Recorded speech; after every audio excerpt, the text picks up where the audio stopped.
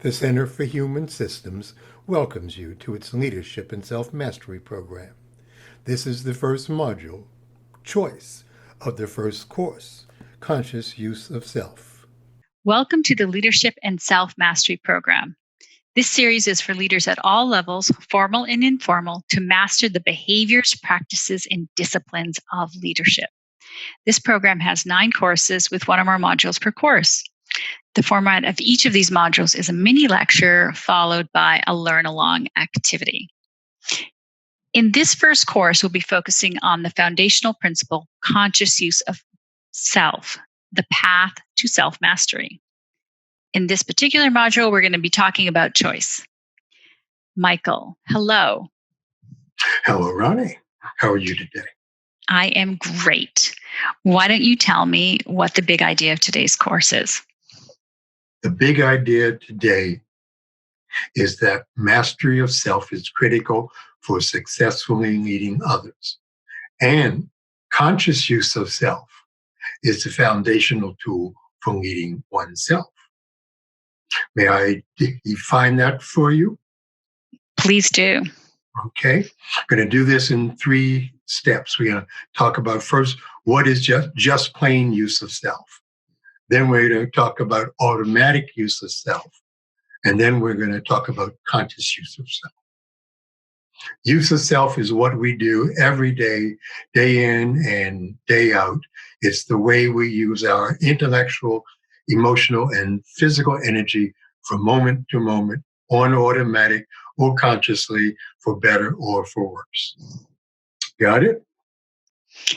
I think so. So let me try to restate this in my own words. So use of self, the way you've defined it, is about the way that I think, I feel, what I do, or how I move in the world. Is that right? Yes. For just plain use of self. It's helpful to understand that before we get into automatic and conscious use of self. So how is this different from just how I am in the world, how I react to the world or the situations around me? Mm-hmm. It's more than simply reactions. It is actually about how we actually choose to behave, think, and believe. So it's how we act as well as react in the world, and also how we impact the world in all phases of our lives. Let me define automatic use of self. It's how we use ourselves automatically with little or no thought. It works fine most of the time to get us through a day. But then sometimes it doesn't work quite so well. For example, one evening I wanted to warm up some leftovers in the microwave. So I put them in and went to do something else. When I went to get them out, they were gone. I was puzzled. I knew I had put them in. It took me a few minutes to check in the toaster oven, that's where they were, stone cold. That happened because I used my toaster oven so often that going there had become automatic, regardless of my intention to use my microwave. Okay, so I think I get that. I mean, I have done this too. For example, I moved recently. So I found myself driving home and taking that old exit off the freeway when I really wanted the new exit to go to my new home. And that kind of was like my automatic behavior, automatic reaction. I wasn't thinking, I was just driving, I was zoning out. So this automatic behavior sounds like habits. But habits aren't necessarily bad, Michael. I mean, they save us mental effort and energy, so we don't have to think about everything all the time. So when is this automatic use of self that you talk about, when is that bad? Well, bad isn't quite the word that I would use. However, there are times when being on automatic produces either ineffective or undesirable consequences. And as a leader, we need to be on top of that. Okay, so I won't use the word bad. Good. So let me ask the question a different way. How do we know when we should pay attention to this automatic habit or this unconscious use of self, to use the language that you're using? Sure. We would know when we're not getting the results that we want. I looked into the microwave and they weren't there. I did not get the result I wanted. You took an exit that was not the result that you wanted. So here's a corporate type of an example. I've worked with I've worked this issue with several folks who have been newly appointed to their company's C-suite, where they were now peers with their former boss and other vice presidents. I'll focus on one in particular.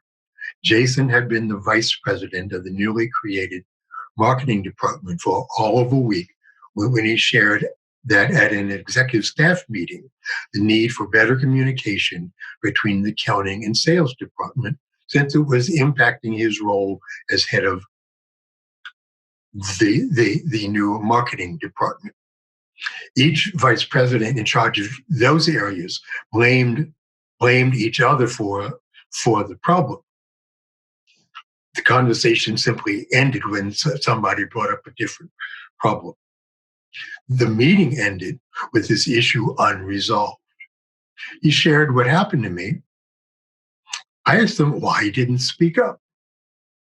He thought about it and said he really didn't know. And then he said, in my previous role, I was used to sharing my opinion in front of all these vice presidents, but I would wait for my boss to do any fighting for some idea if needed. Jason and his boss had worked that way for several years.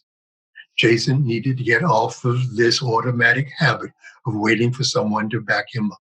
That habit was no longer useful to him in his new role. I mean, that's a really interesting example, because I think we've all been there where we have been promoted to a new role, and all of a sudden we're expected to act or behave in a different way. And we kind of keep looking for the person behind us, or falling back into our own old patterns or habits. So that's a huge behavioral change for Jason to have gone through. I mean, was it enough for him to just notice that he was doing this? Certainly, noticing is the very first step, being aware of how we get in our own way. The next step is to actually do something different to change our behavior, which can be easier said than done. Actually, throughout this entire program, we'll be covering very effective ways to do that. Okay. So how did he even begin? Give us a hint. How did he even begin to change this automatic behavior of his? Well, working with me, he began to really become aware of a range of choices that he had not recognized before. Intentionally and deliberately choosing how to use our energy to accomplish our goals. It is most useful when we wish to improve the human systems of which we are a part. Okay. So let me make sure I got this, because this is important, right? So This is critical. conscious use of self is about being aware or conscious of how we use our energy to accomplish goals, and then modifying what we're doing if we're not getting the results that we need. Is that right? That's exactly on target. You got Okay. it. So let's keep going with an example. Can you provide an example of how that works in real life? Well, let's go back to the story of Jason. I met with Jason the following week and asked him how he was doing at his executive staff meetings. He said that his automatic tendency to want to defer was still there, but now he could catch it after a moment or two so that he could defend his own ideas rather than waiting for someone to do that for him. So it isn't that he stopped altogether, but now he can catch himself. Then make it, well, once he is aware of what he's doing is not working, he can go, oh, that's that old habit. Now, let me do what I know will work better. Okay. So he accomplished his sort of his goals or his change in behavior by becoming more conscious or more mindful of his behaviors, and then just began that process of changing them. I'm assuming that he had your coaching to help him along. That's correct. Okay. So this actually brings up a question for me. What is the difference between conscious use of self and mindfulness? Good question. Mindfulness is a very important technique for becoming aware of ourselves in the moment. It's so easy to get caught up in the busyness of life that we cannot notice how stressed we are, or that we've even become ineffective.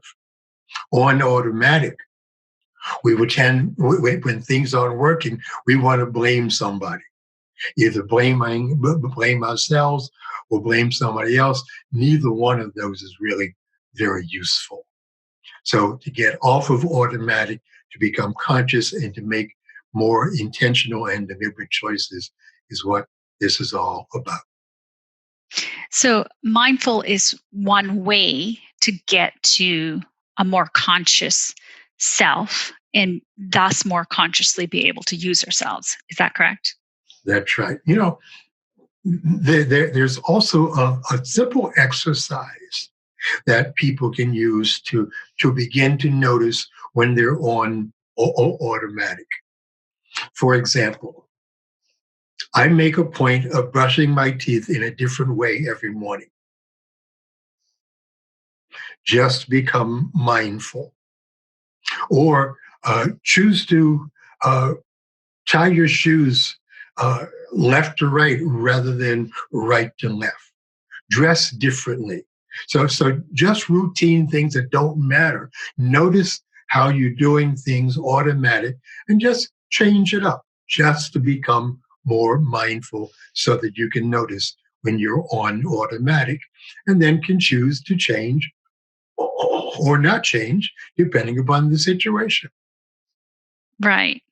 Um, these are all great ideas and tips for becoming more conscious of your automatic behaviors. But to be perfectly honest, I will not be brushing my teeth in a different way because it will make me think of the dentist. And I don't like the dentist. So I'm not going to do that, Michael.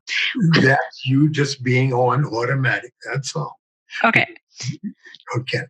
Okay. I'll leave you alone. Okay. Thank you. So, what about things like, so what I prefer to do is like a yoga practice because one holds a tightness in the body a lot. And if I'm and emotions come from the body, from everything that I've experienced and read.